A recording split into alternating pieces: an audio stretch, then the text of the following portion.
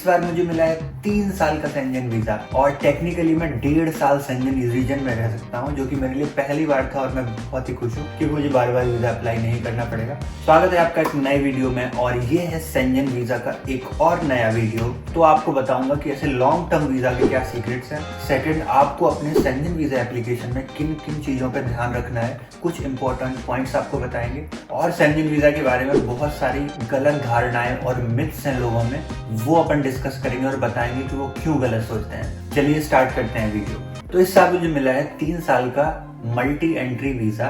90 days multi entry उसमें लिखा रहता है, जैसा कि आप इस फोटो में देख सकते हैं। इसका मतलब होता है कि आप किसी भी 180 डेज ड्यूरेशन में 90 डेज शेंजन रीजन में रुक सकते हैं। तो टेक्निकली 3 साल में मैं 1.5 साल शेंजन रीजन में रुक सकता हूँ। तो सबसे पहला यही इंपॉर्टेंट पॉइंट है जो कि कुछ लोगों को नहीं पता होगा। जब भी आपकी visa validity more than 180 days होगी और उसमें मल्टी एंट्री 90 डेज लिखा होगा, इसका मतलब ये नहीं है कि आप टोटल वीजा ड्यूरेशन में 90 डेज रुक सकते हैं। इसका मतलब होता है कि आप किसी भी 180 डेज ड्यूरेशन में 90 डेज शेंजन रीजन में रुक सकते हैं। 90 से 91 भी अगर हो जाएगा तो वीजा का वायलेशन हो जाएगा, जो कि आपको नहीं करना है। तो सबसे पहले जानते हैं कि ये क्यों मिला। तो 2024 में यूरोपियन यूनियन ने अनाउंस किया था इंडियंस के लिए एक वीजा फ्रेंडली पॉलिसी, जो कि था वीजा कैस्केड सिस्टम।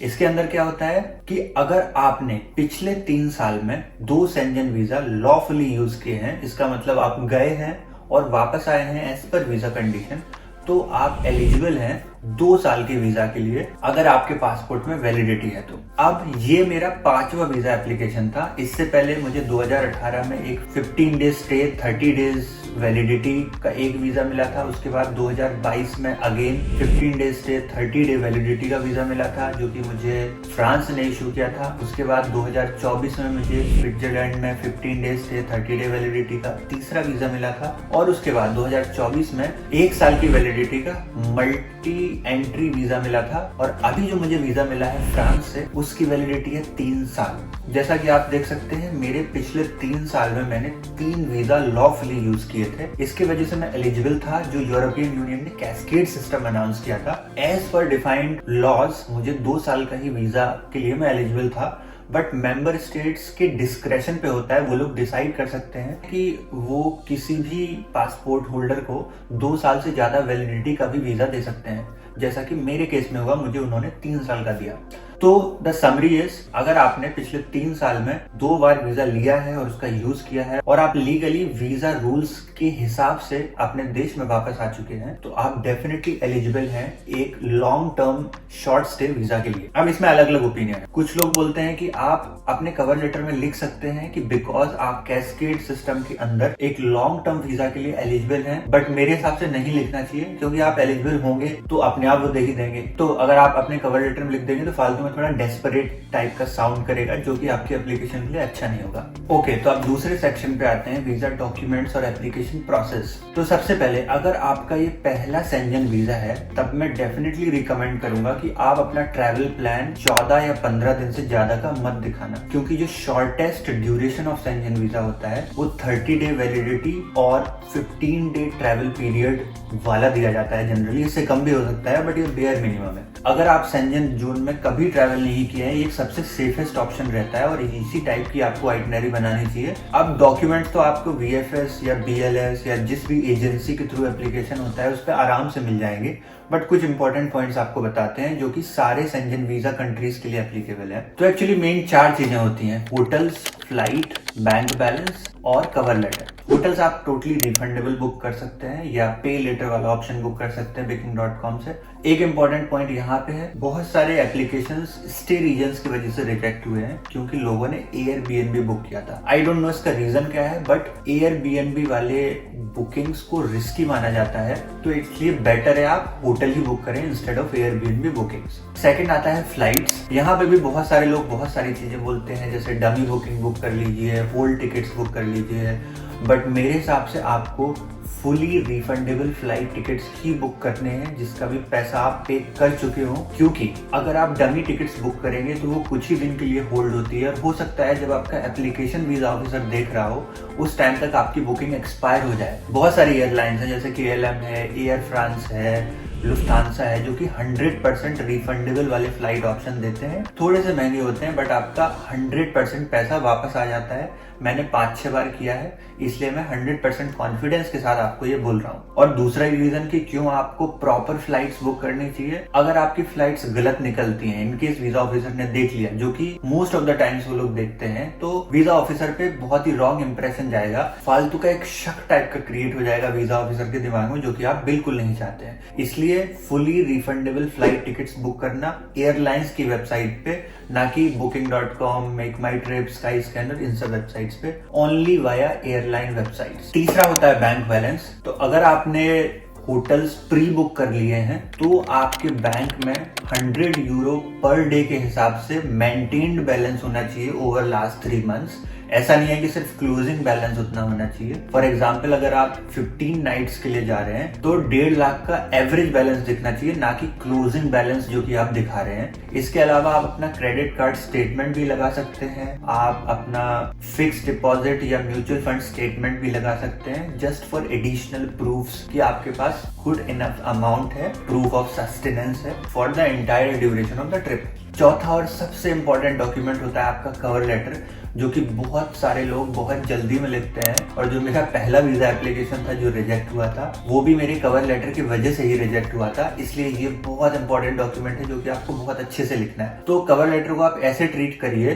कि आप इंटरव्यू दे रहे हैं शेंजन वीजा एप्लीकेशन का। अब आप फेस टू फेस तो मिल नहीं रहे हैं वीजा ऑफिसर से, तो आपका कवर लेटर ही वो बात करना चाहिए जैसे कि आप फेस टू फेस उससे बात कर रहे हैं। तो आपको बताना है अपना reason of travel in detail. For example tourism है तो आपको बताना है कि कहाँ कहाँ आप जाना चाहते हैं, और day wise with detail plan होना चाहिए कि किस नाइट को, किस डे को आप किस कंट्री, किस सिटी में ट्रैवल कर रहे हैं, बस से जा रहे हैं, फ्लाइट से जा रहे हैं। तो पूरा डे वाइज आइटनरी एकदम आपको डिटेल में बताना है। यहाँ पे एक इंपॉर्टेंट पॉइंट है कि इंट्रा शेंजन वाली फ्लाइट्स या बसेस या ट्रेन्स बुक करना मैंडेटरी नहीं है, बट उनका प्लान बताना जरूरी है। फॉर एग्जांपल, आपको इंडिया से पेरिस या पेरिस से इंडिया की फ्लाइट्स बुक करनी है, बट अगर आप पेरिस से रोम जा रहे हैं तो बस ये बता दीजिए कि आप बस से जाएंगे, ट्रेन से जाएंगे, किस डेट और किस टाइम पे जाएंगे। उसकी टिकट बुक करनी मैंडेटरी नहीं है। Itinerary is good enough. Itinerary का मतलब बुकिंग नहीं होता है।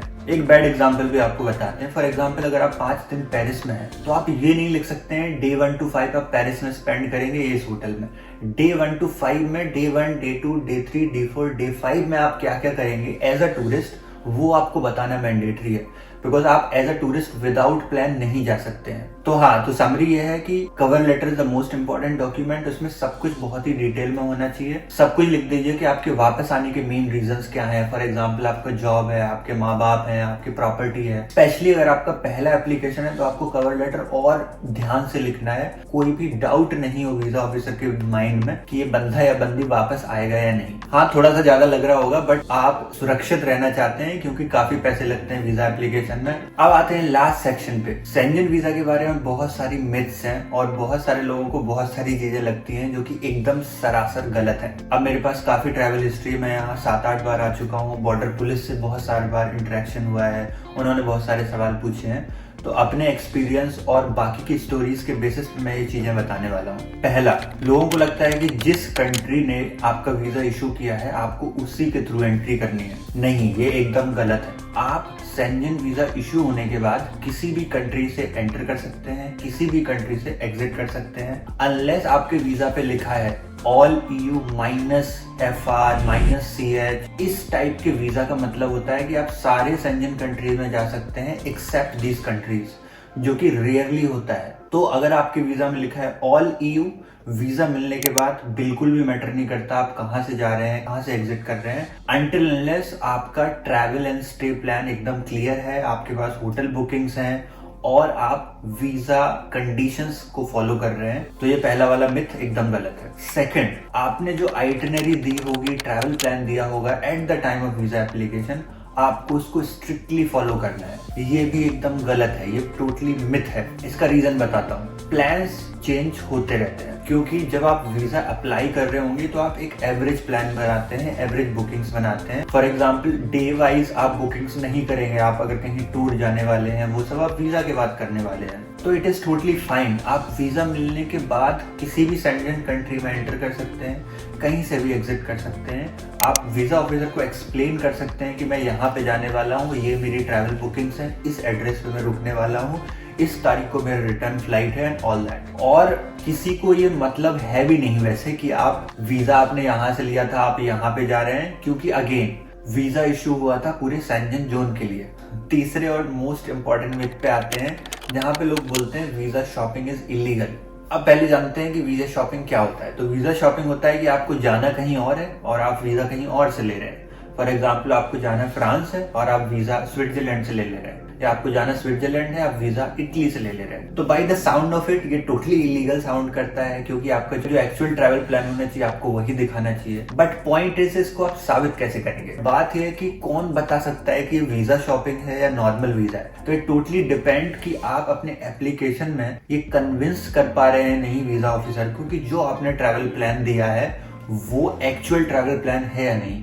तो डिपेंड करता है कि आप कितने अच्छे तरीके से प्लान बनाते हैं। फॉर एग्जाम्पल, अगर आप एक चैट जीपीटी से जनरेटेड आइटनरी ही वीजा ऑफिसर को दे देते हैं तो बिल्कुल किसी को भी लग सकता है कि ये रियल आइटनरी नहीं है। इवन नॉन वीजा शॉपिंग के केसेस में ये लग सकता है कि ये फेक प्लान है और ये सिर्फ वीजा एप्लीकेशन के लिए बनाया गया प्लान है, तो वो आपको नहीं करना है। और दूसरा point is, can they check? Visa shopping में क्या होगा कि आपने वीजा कहीं से लिया हो बट आप जाएंगे कहीं और, तो द पॉइंट इज कि वो लोग सच में चेक कर सकते हैं या नहीं कि आप किन किन कंट्रीज में आपने विजिट किया है सेंजन जोन में। तो इसका आंसर है नो। एक बार अगर आप सेंजन जोन के अंदर चले गए तो there are no border controls. कोई भी एक कंट्री से दूसरी कंट्री जाने में चेक नहीं करता है कि आप किस किस कंट्री में गए हैं। तो ये भी टोटली रॉन्ग है। कोई जान ही नहीं सकता है कि आप किस किस कंट्री में गए हैं, तो वो लोग चेक कैसे करेंगे? हो सकता है जब आप बॉर्डर पुलिस के पास हो और वो आपसे पूछे कि आप कहाँ कहाँ जाने वाले हैं और वो इन्फॉर्मेशन उसमें टाइप कर दें। बट अगेन प्लान्स चेंज हो सकते हैं, तो ये टोटली मिथ है।